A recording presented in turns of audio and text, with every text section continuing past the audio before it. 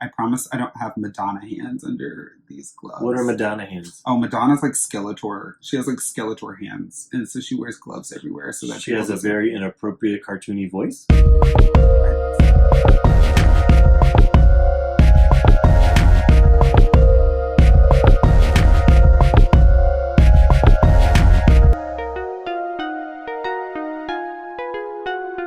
Everyone, and welcome to another episode of Relationsh, our weekly after show about our podcast Relationship. We are your hosts, the Patellis. I am Marco. And I'm Tony. And it is New Year. 3, 2, 1.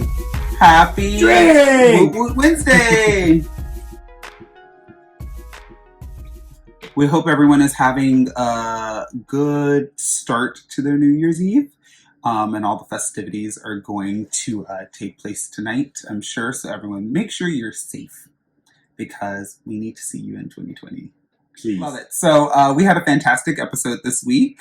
Thank you guys so much for tuning in. This week we talked about we need a resolution, right? So it's a great episode about New Year's resolutions. But before that, we had a top 3 hashtag gay relationship goals, and we are not going to let y'all in on any of it because you have to listen to the episode to hear who we picked as the most influential 3 hashtag gay relationship goals of the year for us. Go listen. We love it. So again, we need a resolution. So the first article that we read was 12 New Year's resolutions for couples to make together for a better relationship in 2019.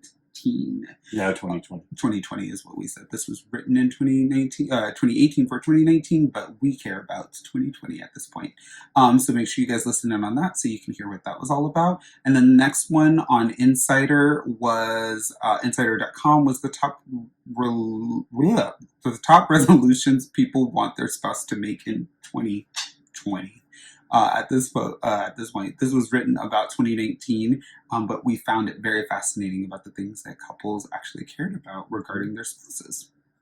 So for this episode of Relationsh, however, we are going to talk about the 7 New Year's resolutions for a healthier marriage in 2020. This was written back in 2017 for 2018, but we found that it was really relevant for this upcoming year. This was written on the Institute for Family Studies.org. Which again, we did not research and sounds like they might be anti-gay, so don't hate us. Potentially, but whatever.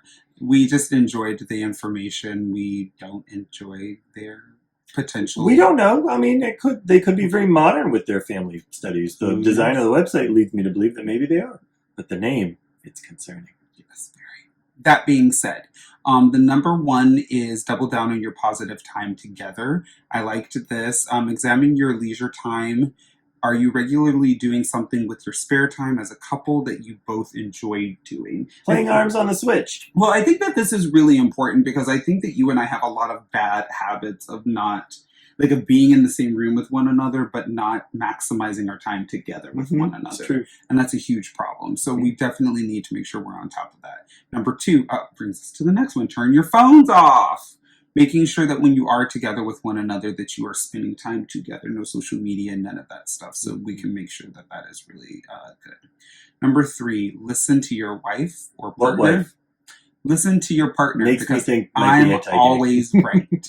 Just let's credence to they might not be a gay-friendly website. Okay. I'm always right. So make sure you listen to me. You think that. Listen to me because I have know another drink, dear.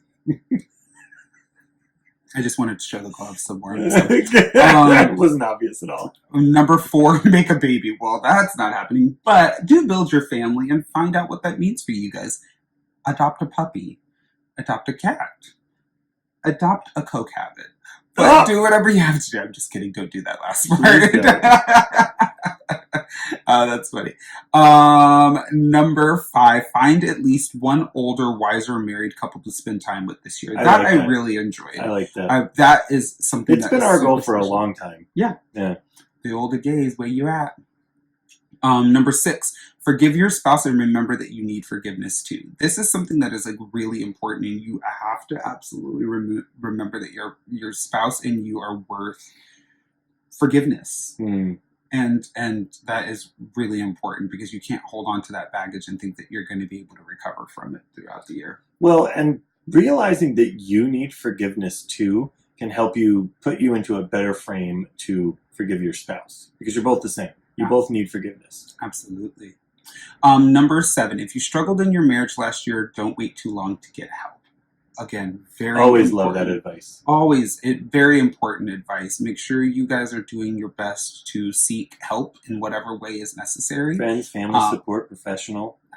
All of the above. Mm-hmm. That is like super important because you can make it better. Mm-hmm. But I really liked this article because, like I said, these are like super tangible, very easy, very to the point, but it made it very simple for you as a couple to have the opportunity to, work on something that you feel is worth it and can make a very big difference in the relationship.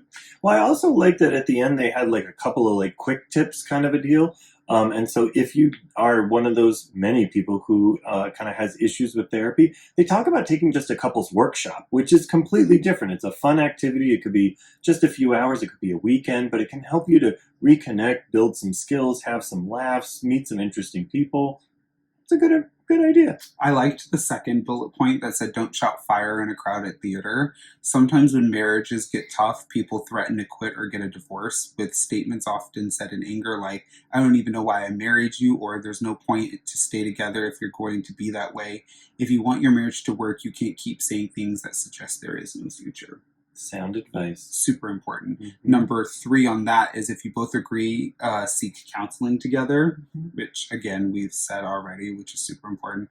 And then the last bullet point, which is whatever you do, don't wait to start doing something different that can improve your marriage. Sometimes we just have to get over our egos and understand that a lot of times we need to do what is going to benefit our partner and help our partner. You know, Dan Savage has this fantastic campsite rule that says, like, leave your partner in better condition than they were before you got there. And if you are breaking your partner and not making them good, then you're not doing what you're supposed to be doing. There's always going to be high stakes and high tensions and anger and things like that. But that doesn't mean you have to go low in the relationship, right? Try to be a good person because you expect for them to be a good person towards you. Michelle Obama, that shit. Exactly. That's great. So number 1 resolution that you want to work on as a couple in 2020. I'll tell you mine so that we don't have radio silence through this. Go ahead. I mean, you're taking a long time. So that's not that long. I'm being sincere. 3 seconds is a really long time. Anyways, it is a really long time when you have a 10-minute podcast situation. You just did it 20 seconds. Anyways, the thing that I would want to work on is just patience with one another. Just making sure that we're taking the time to listen and pay attention. That's what I want to work on right now. Start.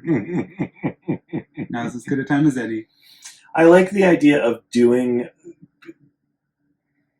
committing to doing things that are more fun together for both people on a routine basis. I think that's a good idea. Yeah. Just making sure that we are spending quality time and making sure that all of that stuff amounts to something in the big picture. It's great.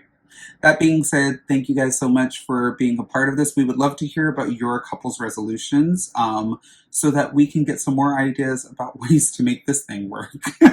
It's super helpful. Thank you guys so much and Happy New Year. We love you all and we thank you for joining us. Make sure you write in for your listener situations. And if you just want to email us and get to know us and talk to us a little bit more. Or wish us a Happy New Year. It is relationshipquestions@gmail.com. And then, of course, you can find us on social media. That is @podrelationship on Instagram, Facebook, and Twitter. Starting the year off right. We love you guys and we thank you. Wish you a happy and safe New Year. And may all of your dreams and goals come true. We'll see you guys soon.